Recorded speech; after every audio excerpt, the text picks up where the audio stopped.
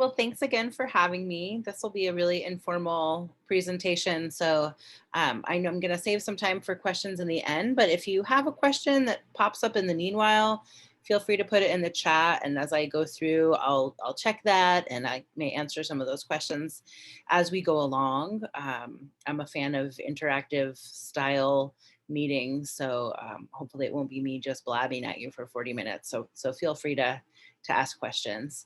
Um, and again, this is just a really informal presentation. I didn't make a PowerPoint or anything, so I'm just going to talk for a little bit, and then I'm going to share my screen and show you some of the websites and resources that I came across during my journey over the past year and a half, learning about something called persistent pesticides, which frankly is a topic I would have been happy to never know anything about.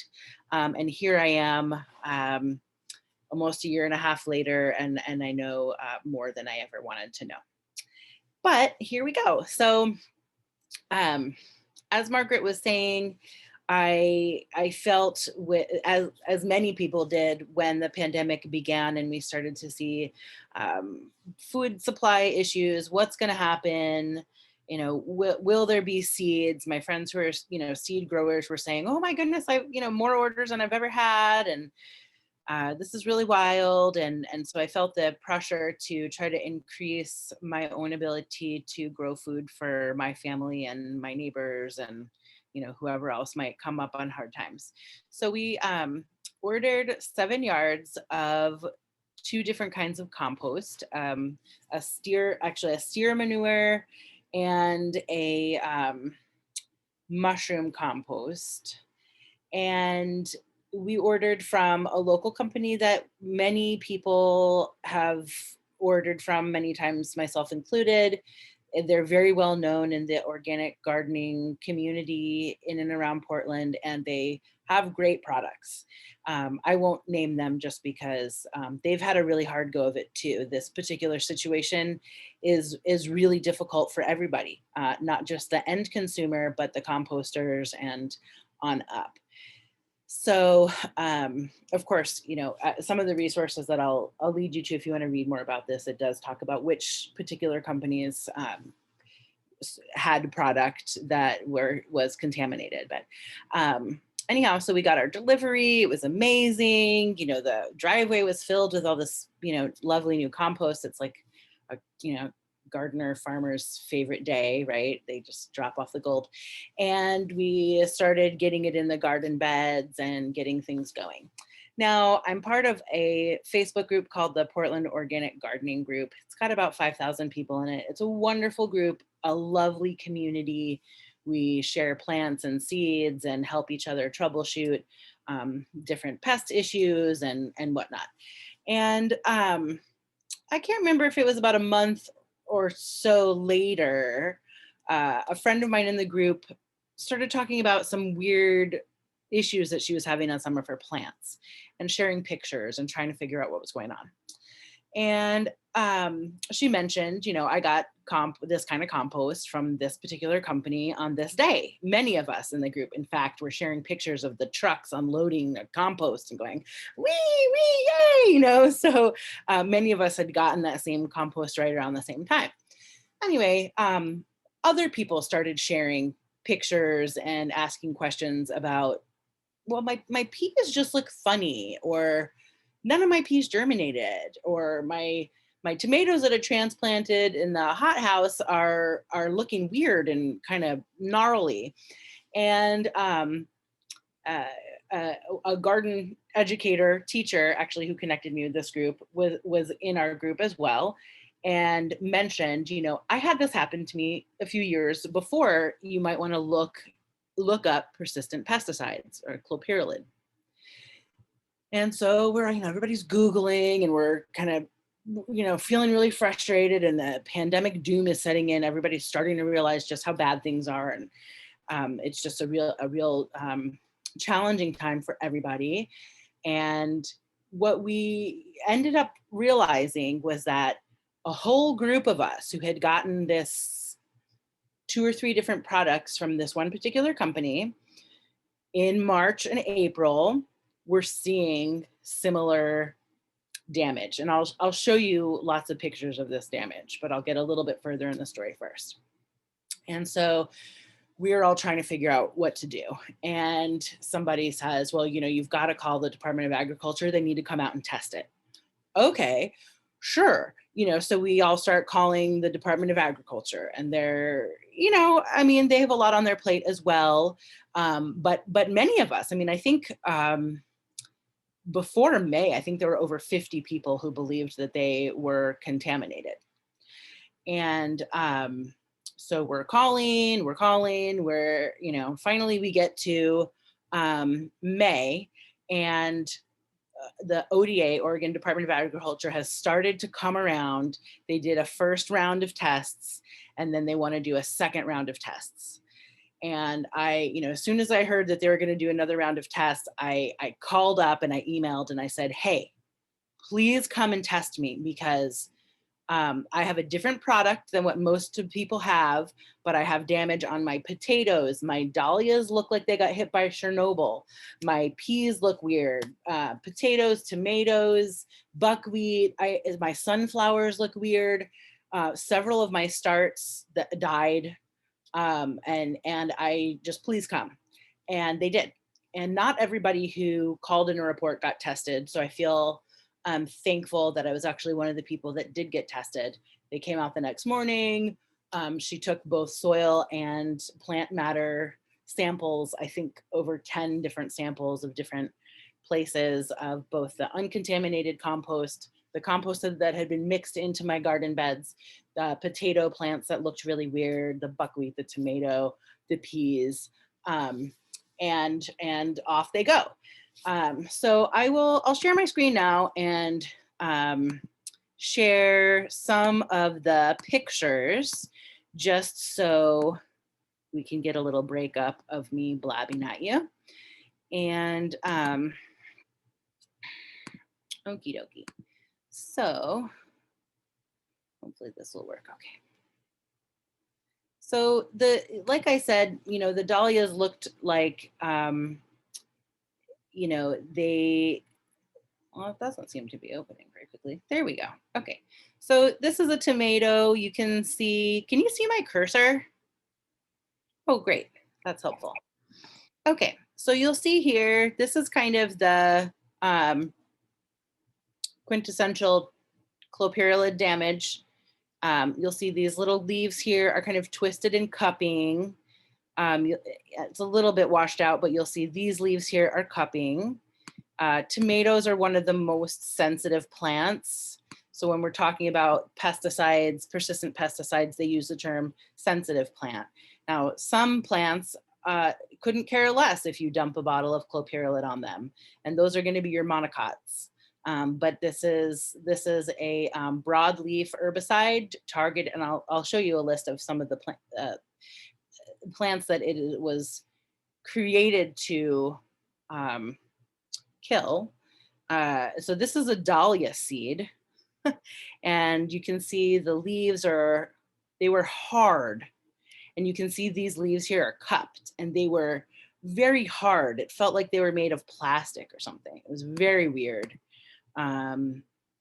Here's another tomato, and you'll see the new growth is just very strange looking and cupped. Let's see what else pops up here.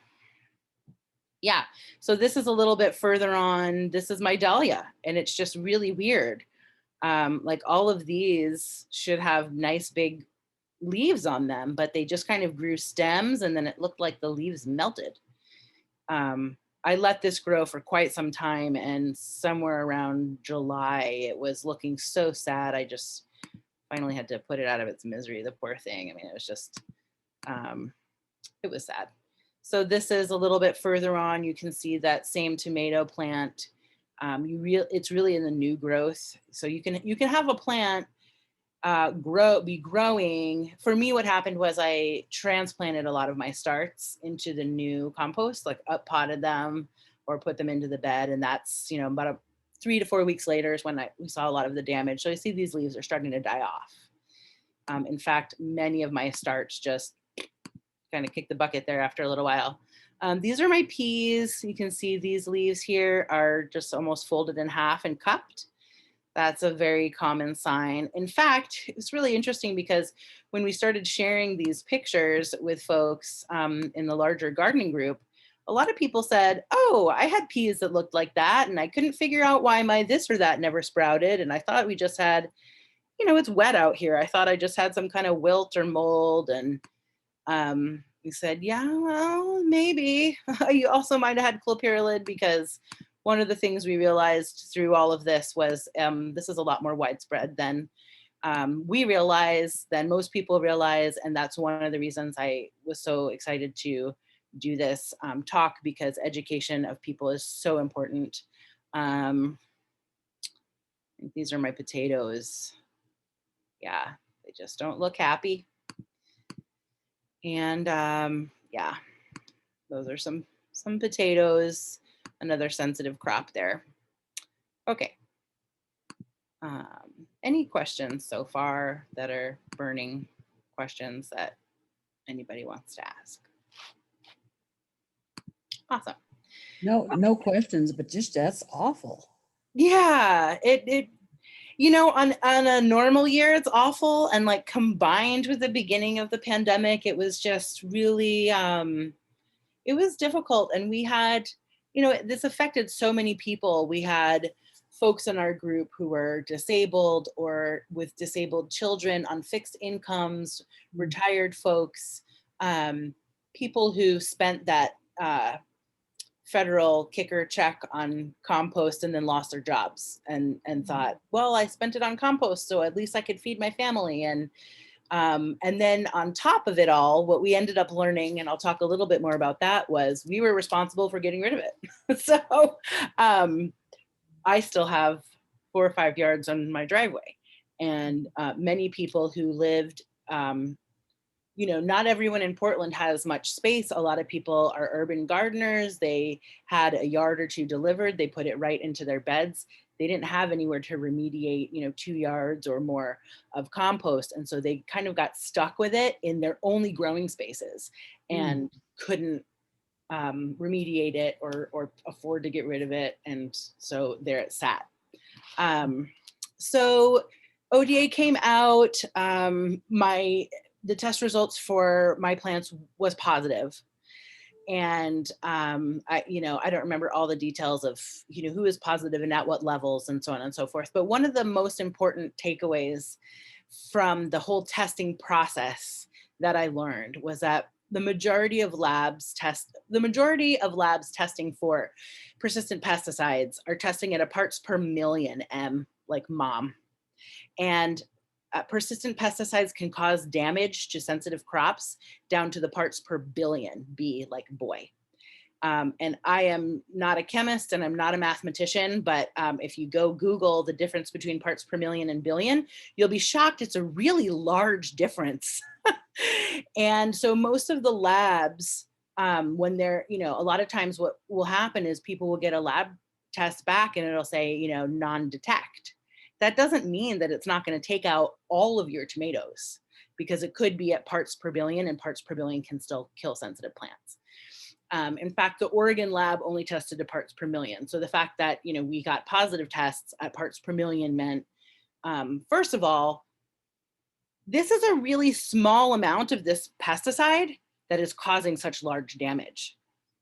And the persistent part of the name, it got its name because it can last for 3 to 5 years once it's been introduced into into the soil where there's actual microbial activity. So where does all this come from? Okay, so again, I did not know any of this. If you would have asked me in March of last year, I would have said, I have no idea. So Clopyralid and other persistent pesticides. I'm going to share my screen again here. So they're used mainly in fields and in orchards to kill thistle and other kind of unwanted. Let me find this list here for you. Here we go. Okay, so when I was looking up because we didn't really, I have a couple fruit trees, but for the most part, the damage we saw was to garden plants. So I did, just a tiny tad of research looking around to see, is there a big issue with damage to fruit trees? Well, really what, more of the information that I got was that stinger, which is one of the main, like a named product that clopyralid and other pesticides would be in, is often used in, this is the Penn State Extension, so is often used in orchards, and it's effective on white clover and vetch, thistle, dandelion, horseweed, asters, goldenrod, nightshade, and these are these are things that people who have fruit trees deal with, and may not want. So it's not that I don't understand the utility of using something like this. And one of the other things that I learned was, in comparison to some of the other pesticides, perhaps this one isn't as gnarly because some of them are really bad and they're neurotoxins, and there are worse ones. And I'm an organic farmer gardener, so it's weird for me to say that because usually I'm saying no chemicals, no chemicals, and yet I think what I learned through this process was there could be worse chemicals to use, and still I would like people to use the least amount of chemicals as possible. But where we see this is in orchards, but a lot in hay fields, where horses and cattle eat, or the hay that is then cut and fed to cattle. And so in terms of the persistence, when you spray it, so you spray it on day one, and then I don't know how long it takes to cure hay, but let's say a few months later it grows, you spray it, get rid of the, thistles, it grows, you chop it, you bale it, it gets delivered to, one of these CAFOs with a bunch of different, like hundreds or thousands of cows. You feed the cows. The clopyralid has not started breaking down yet, mind you. It's just hanging out on the hay. Cow eats it. Cow poops it out. It still hasn't started breaking down. It doesn't break down in the manure because the manure is hot and it doesn't have a high level of microbial activity yet. It starts breaking down when that manure is then delivered to like a composter, or another company that's taking that manure input and mixing it with other stuff. Then it starts to break down. So that's when the 3 to 5 years starts ticking, which was really disheartening to us because we thought, oh my goodness, there's been a literal run on compost this year. Everybody was, I didn't even know if I was going to get my delivery because it came, I had it set out for like the end of March, and they actually called and said, can we come early? We don't know if the state's going to shut down. We don't know if we'll be an essential service. So they brought it early, but everybody was ordering compost. I mean, it was wild. So we thought, oh my goodness, we don't know even if it's been a year since our compost, the manure in our compost was in an animal. So that, we could be looking at 3 or 4 more years of this stuff breaking down, which was, it was hard to swallow at the time. So we learned that these persistent pesticides are also sprayed by forestry outfits on trees. So it can show up in bark or wood or leaves. It can show up in any kind of animal who eats a grass, hay, or straw that it was sprayed on in their compost, in their manure. It can also show up in, or that hay or straw can bypass the animal and be mixed into another thing. So one of the highest levels of clopyralid was actually showing up in a mushroom compost from this company. And we haven't quite figured it out. But basically, and several of the, and it was a mushroom, it was the Yamhill, I will say their name. It was the Yamhill County, Yamhill Mushroom Company. And some of it they traced back to Washington as well. I know there's been a big issue with this in Washington several years ago, and Washington actually restricted the use of clopyralid quite a bit. I don't remember if it was 5 or 10 years ago, but the mushroom compost. And so we thought that they must have been using straw as a substrate to grow the mushrooms, and then they take the spent substrate and sell it to the composters, and the composters mix it in to their compost and then sell it to the gardeners, and there you have it. So yeah, it can come from a lot of places. And so people will often ask, and okay, so ODA came, we tested positive in the scope of all of this. My friend who runs the Portland Organic Group was like, can you guys make another group? This is like taking over the whole group and it's a bummer. We're like, okay. So we made our own Facebook group. I mean, it was a total bummer. And then every day, 4 or 5 new people thought, oh my God, what's happening to my peas? And everybody would, they post a picture and we're like, oh, sorry, join this group. So we made another group. There's about 220 people in it or so. Not everybody was impacted, I don't think, in the group. Some people were just trying to learn or had been impacted before. There were several allies actually across the country who joined us in the group who this had happened to them previously. And they just said, we know this is such a bummer. And we also want to share with you how we remediated this. So, those were some of the things we learned. Let me look at my notes really quick because I know there's a lot of important things I want to tell you. Yeah, so remediation, what we learned about remediation. So once we found out that we were positive and that, and then we also found out that another composting company in the area got burned. I mean, the Yamhill company and some of the other companies that sold their output sell them to many, many different compost companies. So the stuff kind of gets around, unfortunately.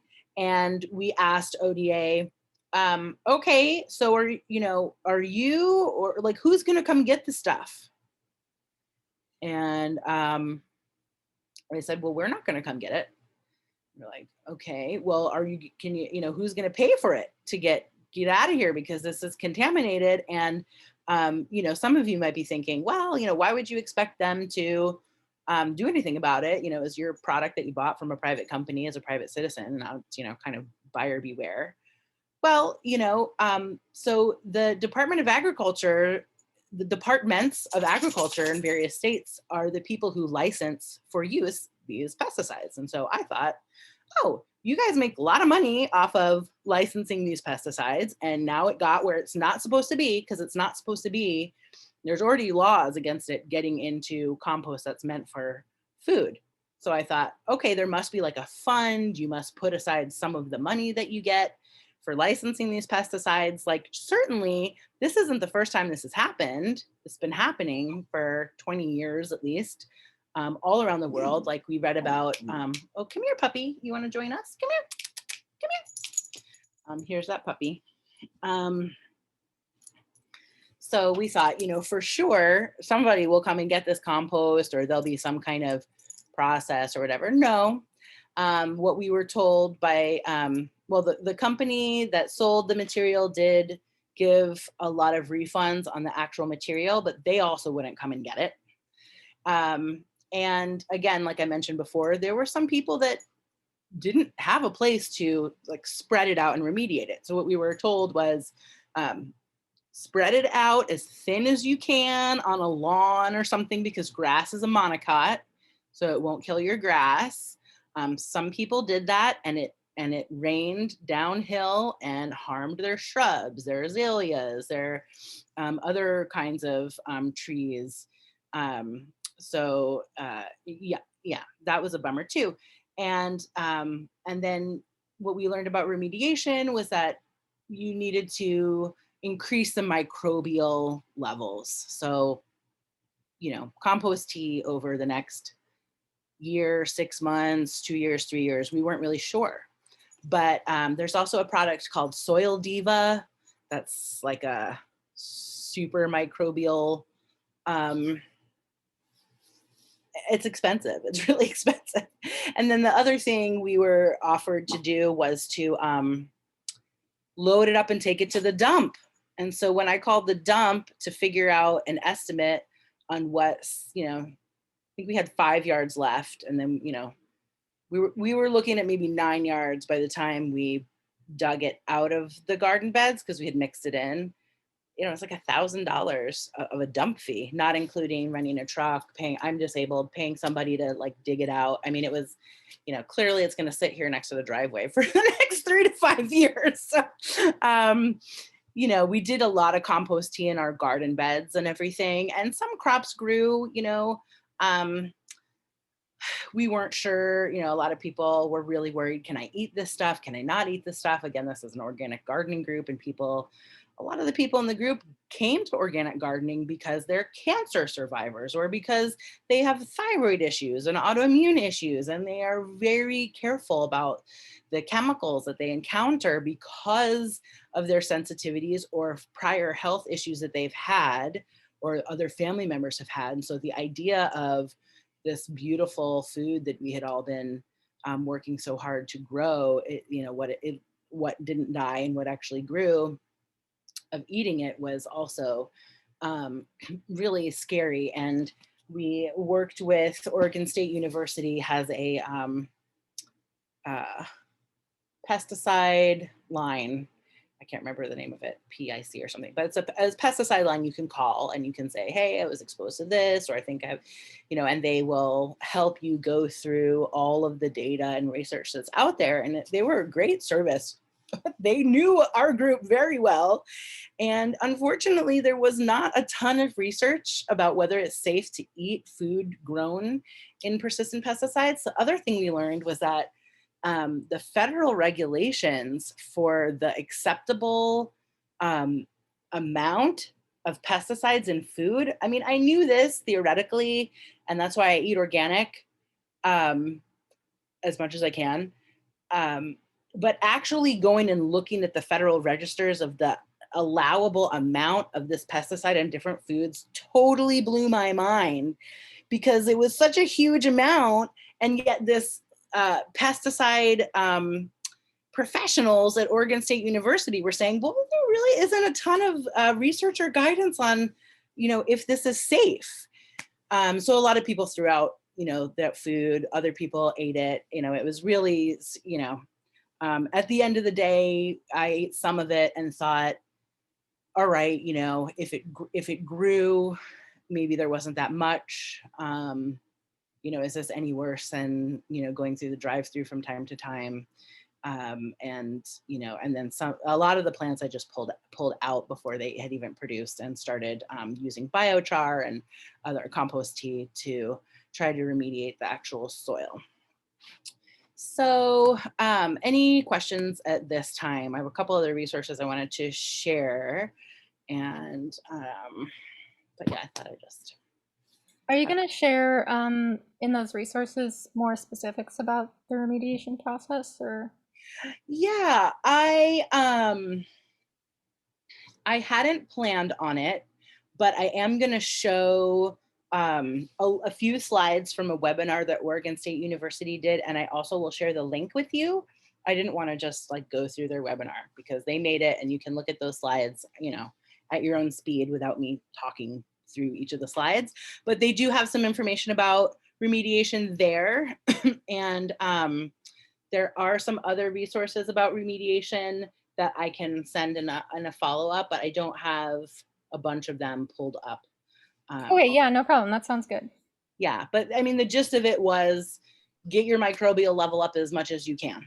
Yeah, you just had mentioned biochar, and I was curious how that factored in. Yeah, so the biochar, you know, again, I'm not a soil scientist. We, you know, spoke with some, and I think the idea was that the carbon did some binding, and then, you know, the biochar just kind of support, you know, though the biochar is going to have a longer process than some of the compost tea remediation, but biochar in combination with, you know, other compost, safe compost, and some cover crop, chop and drop, and compost tea was really kind of recommended. And some people said, you know, exactly this and exactly, but there were so many different kinds. At the end of the day, we kind of felt like, put what you can in there, keep it wet, grow stuff, chop it up, grow more stuff, chop it up, and, you know, and then do bioassays. So I'll talk a little bit about a bioassay. I don't know if anyone's familiar with this term. Let's see if somebody will come get the doggy who wants to bark. How can you? Can I ask a quick question? Are you growing in that soil again this year? So, hey, come here. Come start barking. So I am growing. So I had two, me personally, I had two beds that were impacted. One bed was tomato, and they were all sensitive plants. It was like tomatoes, beans, potatoes. Hey, no barking. Well, this gets really informal when my dog starts barking. So the bed that had tomatoes ended up suffering a pretty bad blight, which I've never ever had, and only can assume had something to do with the health of the plants. So that bed is kind of at rest right now, and there's some collard greens that, you know, I have another bed that lent that bed some seeds. So there's some self-seeded collard greens growing in there, and I'm just mostly letting it rest. And there's some arugula that sprouted that I'm just kind of letting it go to seed and kind of letting it be. And then the other bed that had the potatoes, well, as potatoes do, some potatoes came back, and those, interestingly, this year have a blight. And the beds are not super far apart, but they're not super close either. So it's interesting that this year's potatoes are having some trouble. And then, yeah, and I just put like pollinator plants in there to kind of, you know, so there's a bunch of bees friend in there, and I did grow some peas in that bed that look okay. But it's mainly like hyssop and bees friend and growing in there. And then in the front, we did have 7 new blueberry plants that we had used this compost. And last year they looked pretty good. Interestingly enough, this year, and I'm assuming it's because there wasn't a lot of new growth last year, half of the blueberry plants have 5 berries or none. Mm. And then a couple of them have, okay, you know, a couple branches with some berries. But I was talking to a master gardener at OSU, and, you know, it's hard to rule things out. And, you know, could it have been that it was 90 degrees in April and, you know, they didn't get watered really well, or there's so many things. But at least one of the theories is that because they were impacted, and they are a very sensitive crop, blueberries, because they were impacted last year and didn't have new growth, which is where we would have seen the berries this year, that, you know, that's why we're seeing this really odd production with the blueberries. And I think that's the only place, you know, yeah. And then it's still on my driveway. So, and the grass and the weeds are growing just fine in it. And it was funny because the weeds are growing fine in it because it's not a high enough level to actually kill any weeds. It killed the other stuff. So, let's talk about a bioassay real quick. So, you know, one of the things we learned was this testing. We did also raise, I think, $2,500 or something to have additional samples tested, because there were many people who didn't get their samples tested and were really upset and wanted to know what was going on. And so we worked with the U.S. Compost Council, who and they're great. If you haven't checked out their website and kind of what they offer and do, they're great. So they also told us about bioassay, and they helped us to understand that there's really only 1 or 2 labs that tested parts per billion, and that's University of Montana lab. So we got a hold of the University of Montana lab. We sent them a bunch of samples. I didn't send any because I already lucked out with ODA, but helped, coordinate a bunch of other people sending samples over there, some of which were positive, some of which were negative, and it was kind of interesting. But what we learned there was the testing is really prohibitively expensive.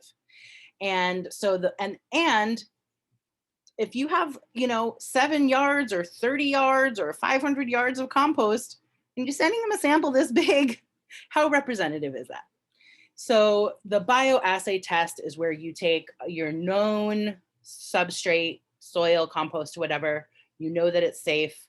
How do you know it's safe? That's a whole different, question, but you take what's safe and the new stuff and you grow, you that same conditions. The only variable is your substrate, is your soil or compost mix or whatever it is. That's all that you're changing. You use the same peas, you grow them next to each other in the same size pots, you water them together that it get the same light and everything, so that you can really compare, is there something up with this compost? And it could be many things. It could be a nitrogen issue. It could be the compost could be too hot. There are many issues that it could have. But one of the things that the bioassay is looking for is persistent pesticide type damage. So, I'm going to share another slide here, but one of the things that, I lost my train of thought.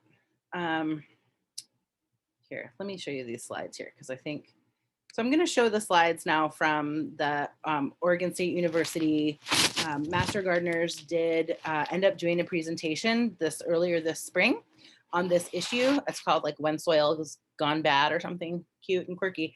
And it was a pretty good presentation, and they have their slides up on their website. I attended, a lot of people attended.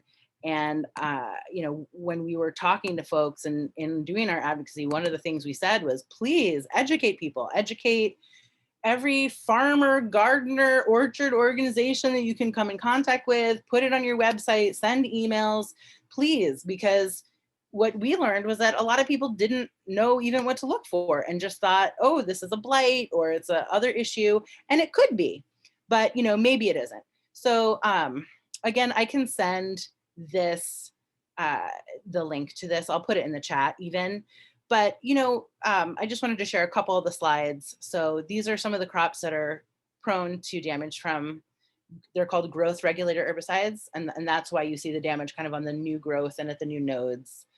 That's also a whole nother kind of presentation. But here are some of these. And so, when you do a bioassay, if you're going to get new material onto your property, and again, I didn't find a ton of information about how damaging this could be to fruit trees, but I know a lot of people grow blueberries who grow fruit trees, and a lot of people are also gardeners. So you're going to want to choose, usually we do it with peas or cucumbers were really the two crops that we saw people using for the bioassay. I suggest peas just because do it early, unless you want to try it in a greenhouse with cucumbers or something, but, do it early before you spread it around. So these are the crops that are super sensitive.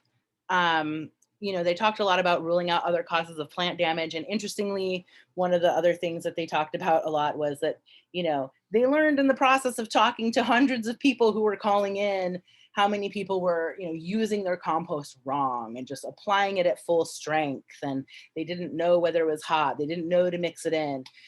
So, you all are experienced growers, and I don't suggest that any of you would have that problem, but I just thought it was funny that, in as they were going through, that they found that a lot of people really didn't know how to apply compost. But I don't think that was most people. I think there are some other issues that it could be. It could be, obviously an insect or other pest issue. And they want to make sure that you rule out other causes. There could be a magnesium deficiency in tomatoes. There's a mosaic virus that looks similar, although See, I looked at so many pictures and spent so many time with my poor plants. I can tell that this is not Clopyralid damage, because if it was Clopyralid damage, there'd be more consistent cupping and twisting. And this has kind of got a bumpy cupping. So that just tells you how much time I spent looking at pictures of tomatoes. But I can see, and this is a mite damage that looks nothing like Clopyralid. So the other slide that I thought was interesting, here's about the bioassay, and you can see these kind of two pictures. This is, let me move this over here. This is slight damage, and this is severe damage. But if you had your bioassay, you'd hopefully have one super healthy pot. Here's another picture where you can kind of see, these are the parts per billion. So this is 0 parts per billion. And you can see at just 5 and 10 parts per billion, you got some real problems with your peas sprouting. And at 50 to 100 parts per billion, again, we're talking bee boy, you have 0 here. And what we saw in Oregon, after compost somehow made it through a mushroom composter and then got mixed in to another compost facility, we were seeing parts per million, major magnitudes higher. And we had some business people, we had,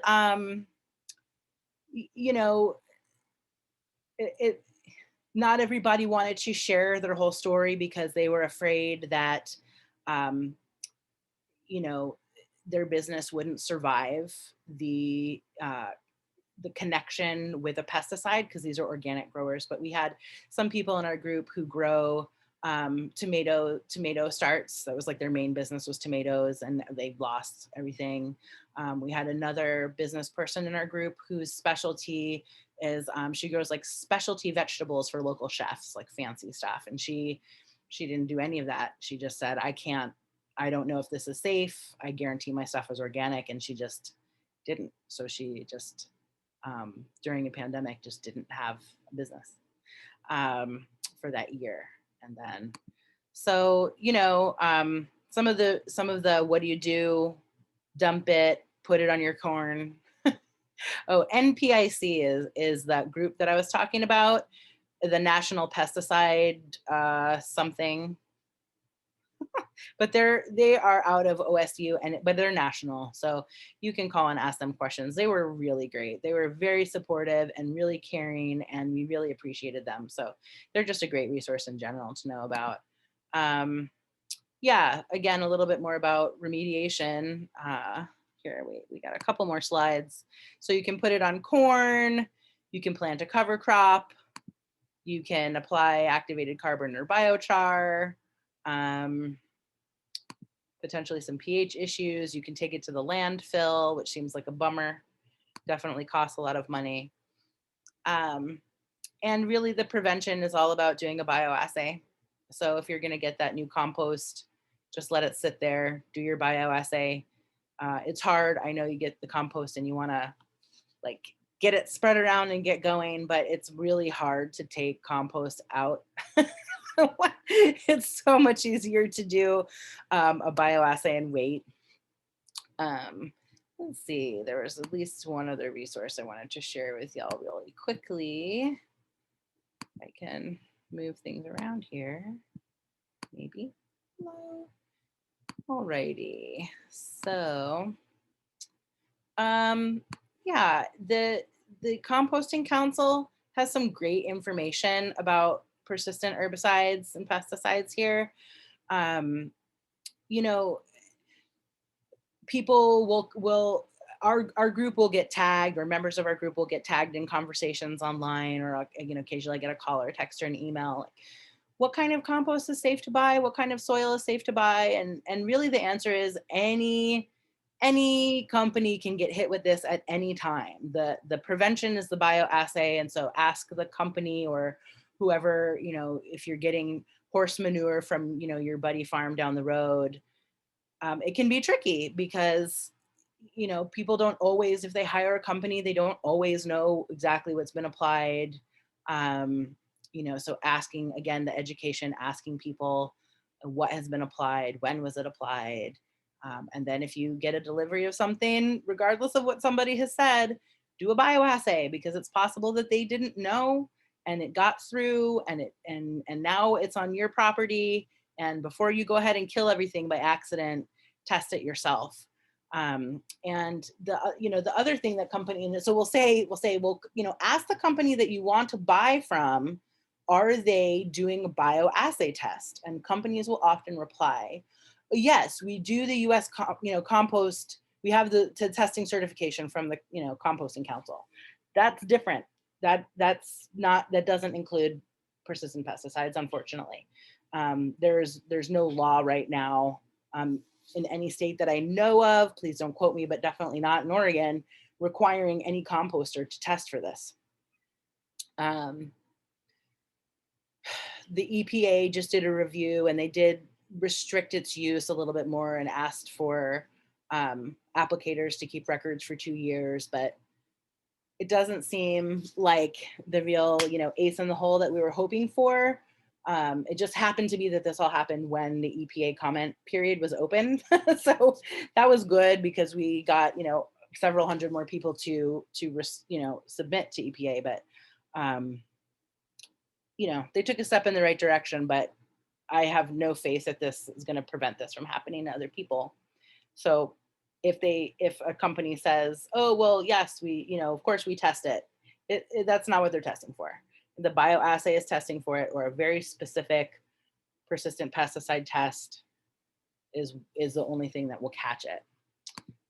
We looked at Penn State, we looked at my pictures. So yeah, this is the last thing I'll share. And then if anybody has any questions or not, we can close. But the Office of Pesticide Programs update, this is where the EPA is kind of telling us what it is that they did after receiving comments. And I've read through it about 20 times and still don't fully understand exactly what it is that this fixes. But they did talk about stuff like reducing compost contamination by prohibiting offsite composting of treated plant matter and manure.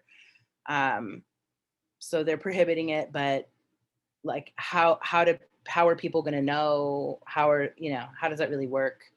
Requiring the applicators to notify the property owners and the applicator to keep a record of this notification for 2 years. And it's interesting that this was Clopyralid only. I don't know if it's because Clopyralid is more widely used. Like Stinger is a very popular product. So I don't know if some of these things, like another one here, removal of all residential. So this was a big one. You can't, it's restricted on residential use now. But again, it's Clopyralid only. And so I'm not sure if it's because Clopyralid is actually lasting longer in compost, or if it's just used more, or or if we just complained more, and it's not really clear. But yeah, that's kind of what happened. And since then, some people in our group have had soil that seems pretty remediated, and their peas look nice, and they've gotten their tomatoes in now and they look okay. And other friends have some stuff that still looks kind of gnarly, especially anybody who is growing in any kind of containers. They had a really hard time remediating. I'm sure getting that microbial level up to a place where it could really break it down small enough within the year. And then some folks emptied their containers and then put new soil in and still saw damage. And so some of the conversation was, this is leach in the wood or plastic, and there weren't a lot of answers out there for us. Some people said, no way, that can't happen. And other people said, like, we don't know. If you're seeing damage, maybe. So yeah, any questions? I had a question. The NPIC, the pesticide group, is that the one that will kind of open our eyes to the pesticides that are in a lot of foods? So NPIC, they are, I think their main goal is to help people who feel they've had some type of exposure or having a pesticide issue. but they're fairly flexible, we found, and they will do research if they don't know and get back to you. So yeah, I think they're a great resource. And what we found with them was if they didn't know already, they talked with their other teammates and they did research. And so yeah, I think you can really ask them a variety of questions, even if it's not exactly what they usually answer. They're also housed in OSU, so they have somewhat at their disposal reaching out to some of the people that work in the agricultural school of OSU and the master gardeners. And you know, we know they were all emailing each other and trying to figure out how to help us. So they were great support. The other place where I think you may have been talking about, where I was talking about learning about the levels of acceptable pesticides in our foods. Mhm. I can look that up really quick and tell you the name of it, but it's like the Federal Register for Pesticides in Foods. Yeah, it's called the pesticide tolerances, the federalregister.gov pesticide tolerances. I'll just show you what it looks like really quick, and then I will make sure to send all these links here. So what that looks like is this page here. And I don't remember exactly where I poked around, but yeah, so it's interesting. You start seeing all this stuff like, oh, look, there's an emergency exemption for this thing I can't pronounce in tomatoes, or not into, this is tomatoes. But what, yeah, so, and the other thing that we learned was that these tolerances are not set by health science. They're set by chemical companies. And it was actually pretty upsetting to realize just how many different layers of chemicals, and we don't have studies about how they interact, are in our food. And that was probably more depressing than like losing a year or two of gardening, was the stark realization of how drenched in chemicals our food is. Wow. Yeah. Okay, thank you. Again, something like I knew, because I've been trying to eat organic for a really long time and I use natural cleaning products and everything, but like looking at the actual federal register of the law saying, yes, you can sell your crop if it's doused in these 12 things, you know, this is sellable. And even when we looked at the organic levels, like we called some of the organic licensing companies, it was like 5% of the federal register. So it was a much lower amount, but yeah. Okay, so I don't know who that was because I didn't see, but Helen, it looks like you still have your hand up. Yeah, you were speaking about using cover crops as well as some kind of microbial thing. Mhm. And I had seen somewhere, I think University of Montana, they recommended after the cover crop is grown to actually dispose of it, like in the landfill or something. As a, you know, is that what you do, or do you burn it, or do you, what do you do? Yeah, so yes, thank you for bringing this up. So we were advised at the beginning of remediation that if we grew a cover crop as part of the process to leach the chemical out, to put it in the landfill, not in your own compost, right? Because it's persistent, so it could go around again for another year or two. It would be a much lower level, but some of these crops were really sensitive, like the dahlias.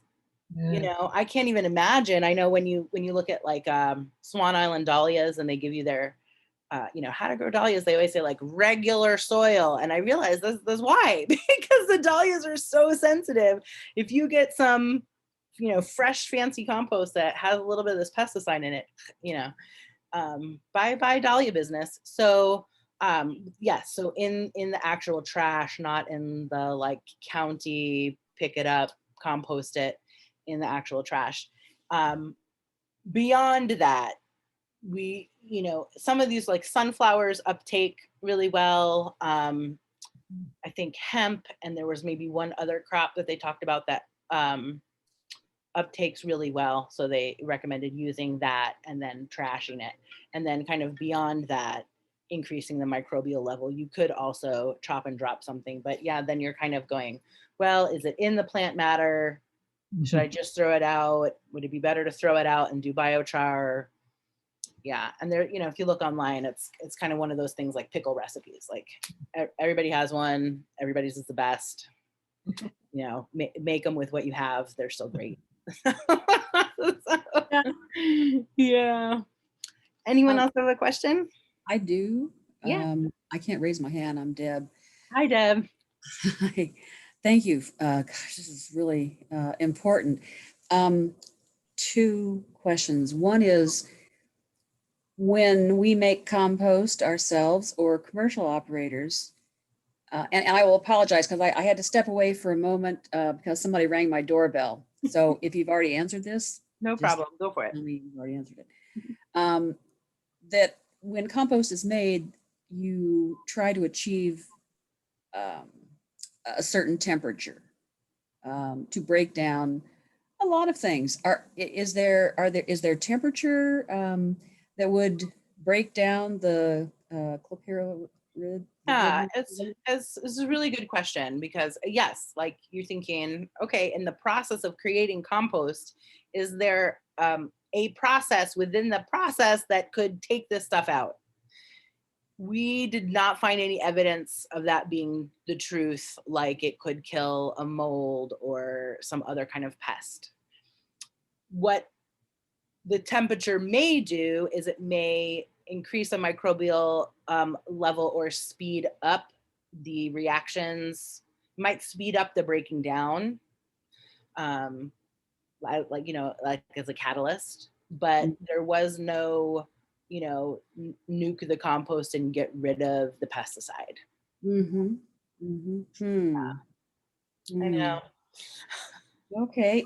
Well, the other question, so when you or other people took their contaminated soil to the dump, did they declare it as contaminated? Yeah. We actually,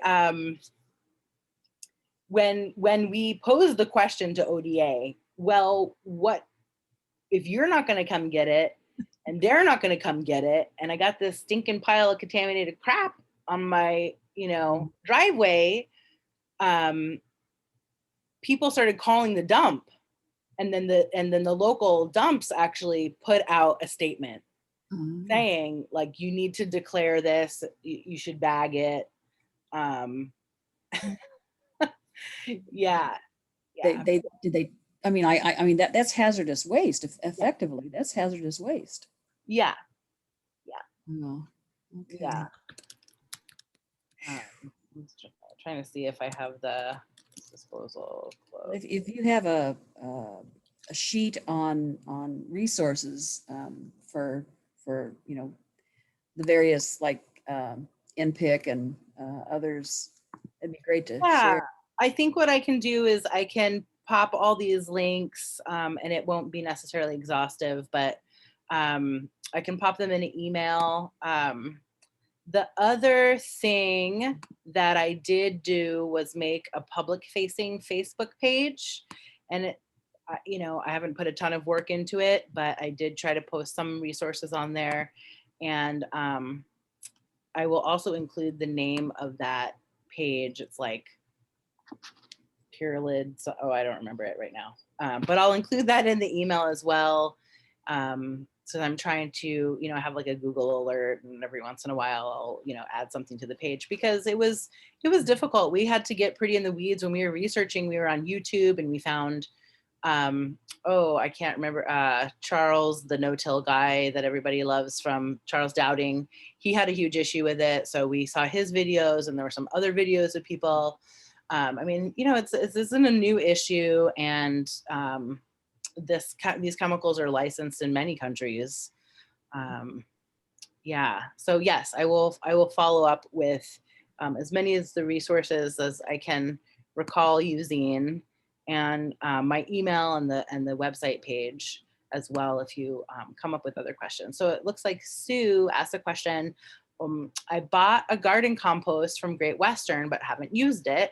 What exactly should I ask them regarding testing, or what should I do to have it tested? Exactly.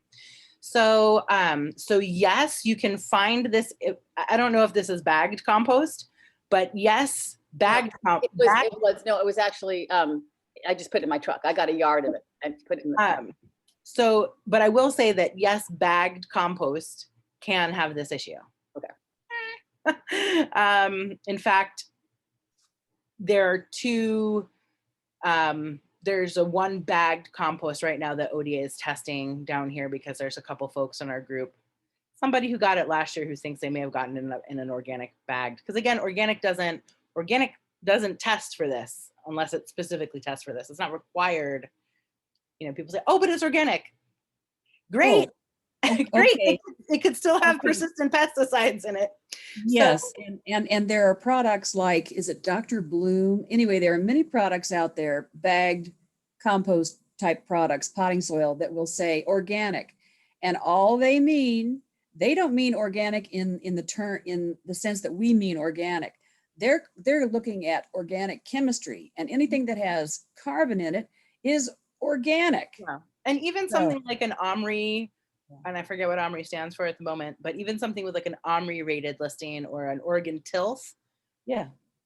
they don't always test for this. So Wow. unfortunately, it's kind of another conversation. So the question is, what exactly should I ask them regarding testing? So what you want to ask them is, hi, has a bioassay for persistent pesticides been performed on this particular product in this batch?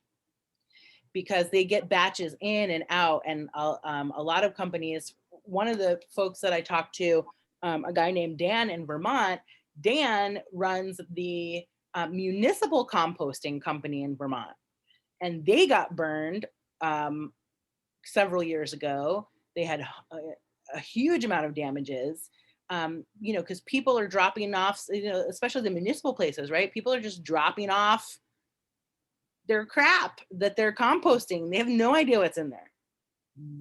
And may I you say pesticides versus herbicides, or is this one? So they are technically an herbicide. Right, but it doesn't really, if they're going to test, they're testing both. Yeah, so my understanding is pesticide is the umbrella term, but yes, this is an herbicide. It is specifically to treat broadleaf plants. But a lot of what you'll see written as persistent pesticides, Okay. it is technically a persistent herbicide. I don't know if it's the alliteration that people, yes, it's an herbicide, but usually people will say persistent pesticides like Clopyralid. So you can ask if they've done a bioassay testing on that. And to have it tested, yeah, your choices are to do a bioassay yourself. Most likely they do not bioassay test their compost. We mainly found the only people doing that were the companies that had been burned before and had to refund hundreds of thousands of dollars or almost went out of business. Or there was like one place down here called Recology, and they're just like super progressive hippies, I guess, and they, or maybe they got burned at some point too, but they were, and I don't mean hippies in any kind of derogative way. They're really great. Recology is really great, and they do bioassay testing. But I would just say do it yourself. You know, peas grow fast. Yeah. So you're saying literally just do that suture pots. I mean, or you're not saying go to a company in Washington or Oregon and ask them to. Well, you had that done, but you're saying it was very expensive, or they won't do it. It's like between $200 and $300 a sample. And usually you want to send in a couple of samples, right? Because if you have some yard, you have a truck full of it, and the samples are like a little baggy. So you could do that, but I don't know if you have a business, you know, and you know, yeah, if you're just a home orchardist, I don't know if that's the right word, but if you're just yourself, I would just do a bioassay. It's super cheap, you know, it's like a pack of, at this point I would probably do cucumbers because your peas are going to be sad anyway. So you could, cucumbers or peas seem to be what people, you could also do it on beans, but we usually see cucumbers or peas. So, you know, do 5 or 10, 20 pots of, you know, little 3-4 inch pots of cucumbers with something established, like dig some, you know, soil out of your garden bed that you know you've been successful growing in. And then the other half, like mix it, if you have just straight compost, make sure you're mixing it at a strength where it's the heat that's not impacting. And you know, set that up. I think it's the University of Montana that has some really good instructions for how to do the bioassay as well, that I will make sure to include in the follow-up email.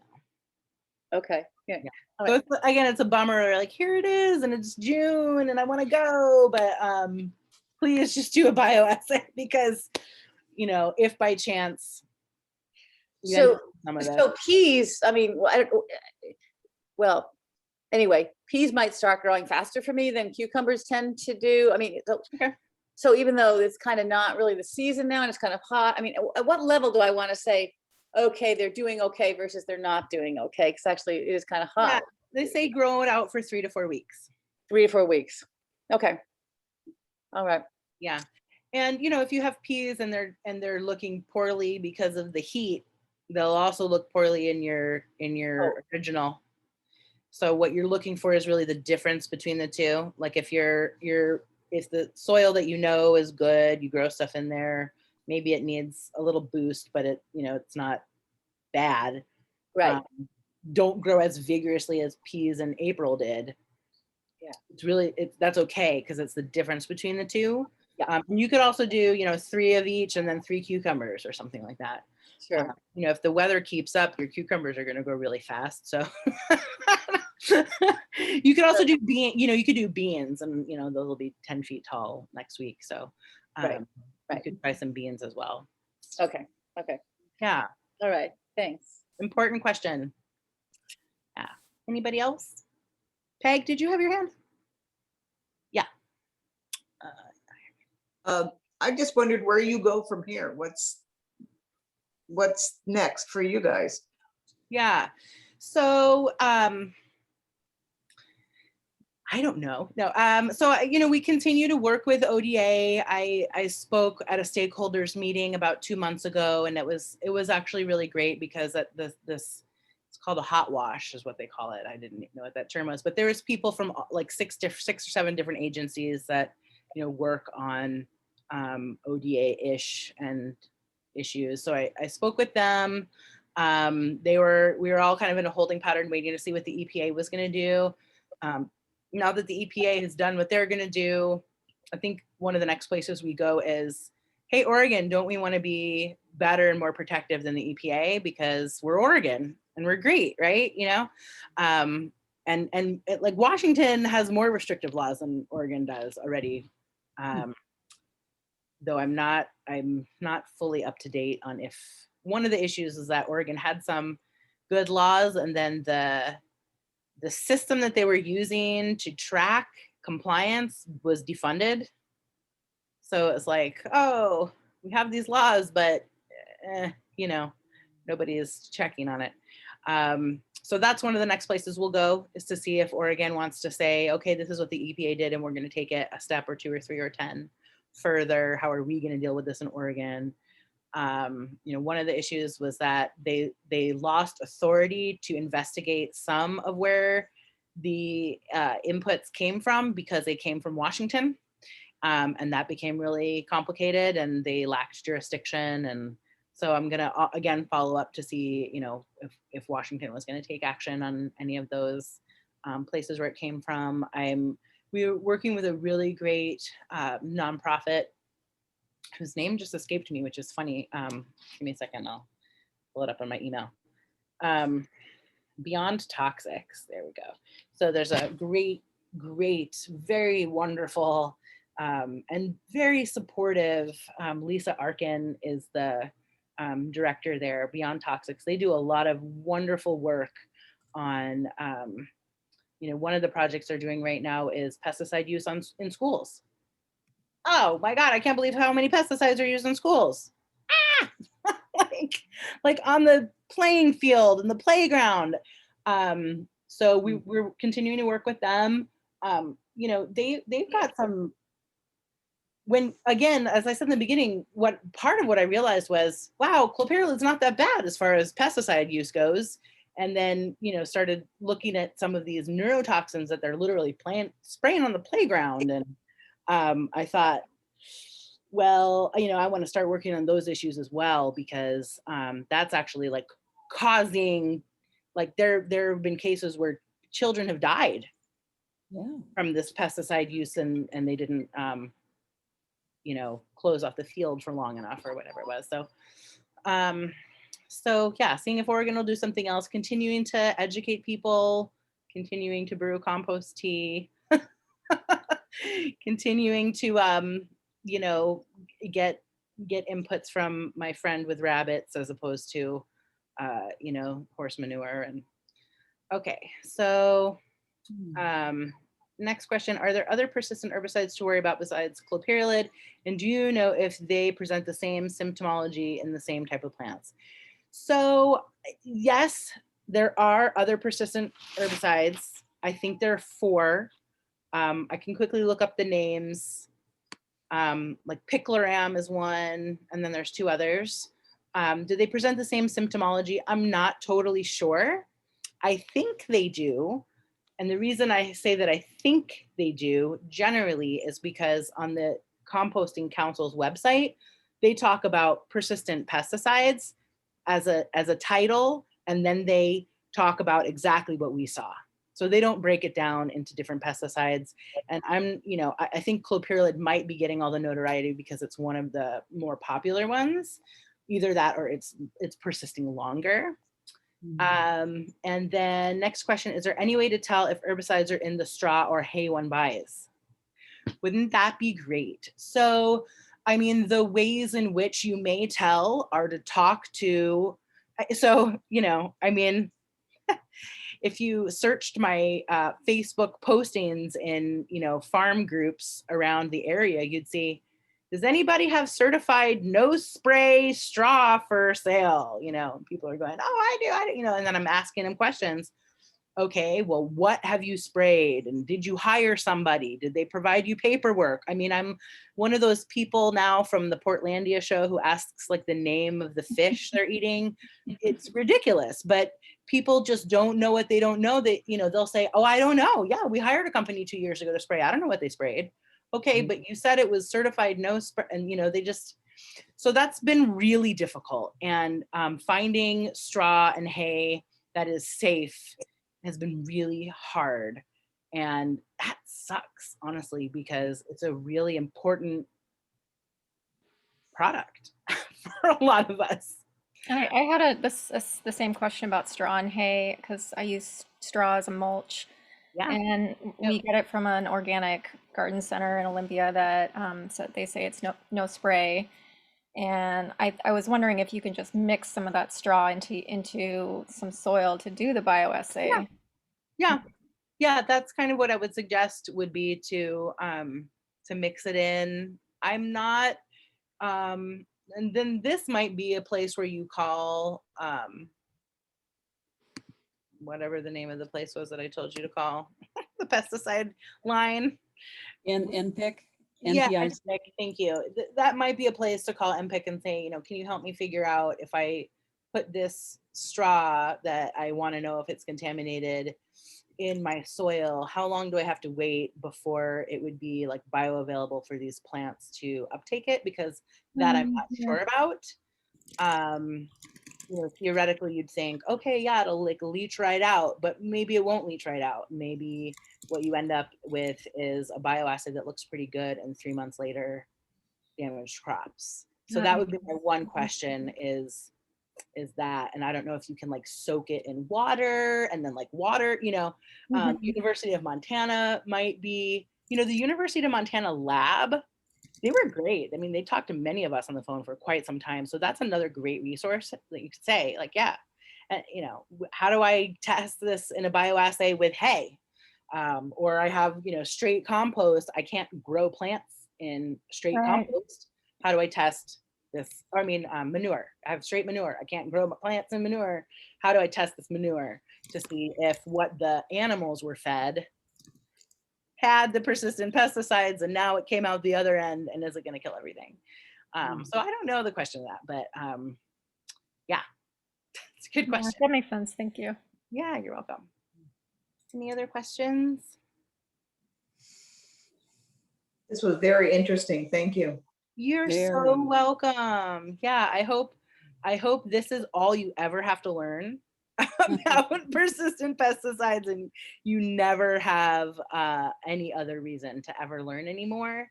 But if you do have to learn more, remember that we're out here, and we don't have all the answers, but we certainly understand, and we'll be empathetic and try to brainstorm with you about how to get out of the persistent pesticide pickle. Mhm. Lindsay, Really appreciate it. Thank you. sorry, do you have, I'm just thinking like I'd be willing to be an ally, write letters if needed. Do you have a list of folks like that? Yeah, so we have I have a contact form linked with our so we have a Facebook, so there's a group and a page. The group is called the Soil Support Group.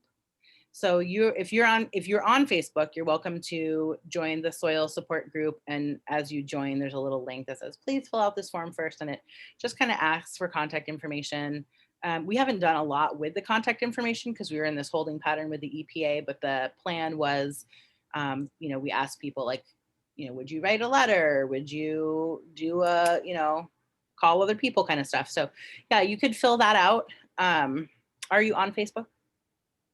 Well, I have a Facebook account. I don't do Facebook. I can send the contact form along with the list of resources. Feel free to pass it around. I don't know what the future holds as far as advocacy on this topic, but hoping that we will at least get an opportunity for Oregon to consider rulemaking, at least while the pandemic is going on and while we're in acute recovery from it. I don't see this as a top priority for our lawmakers. And at least as far as talking with Beyond Toxics, there's other pesticide issues that I would rather get the time and space, like drenching schools with pesticides. So, we're trying to be sensitive to that, but hopefully by next year, this will be something that, we can really kind of get moving and ask ODA to also, not just ODA, but, we'd love to be a model to other states that care, especially Washington. I mean, we apparently share lots of inputs and outputs going back and forth.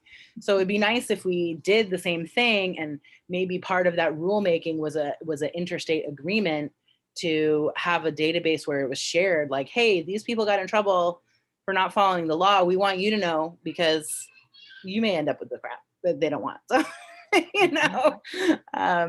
yeah. Thank you.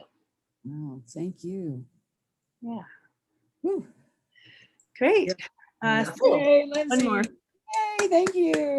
Thank you so much. I'm sure it's not easy to talk about, and I can tell that it's caused a lot of suffering. So Yeah, I really it appreciate has, you and being with us. And it's weird, again, when you think about all the things that have gone on in the past year and a half, we're like, all right, well, our compost killed our plants. yeah, I mean, but we are gardeners here, so it's very, very relevant. At the time, it was like I was staying up all night planting plants to have hope in a future. So at the time, it was very devastating, and we've certainly gotten through the worst of it. But I wouldn't wish it on anybody, especially somebody who loves plants. It's a real bummer. No. Well, thanks again. This was very informative. You're Yes. so welcome. Thank you so much Thank for you. having me. Have a great Thank evening. you. Good luck. Take care. Anytime. Bye.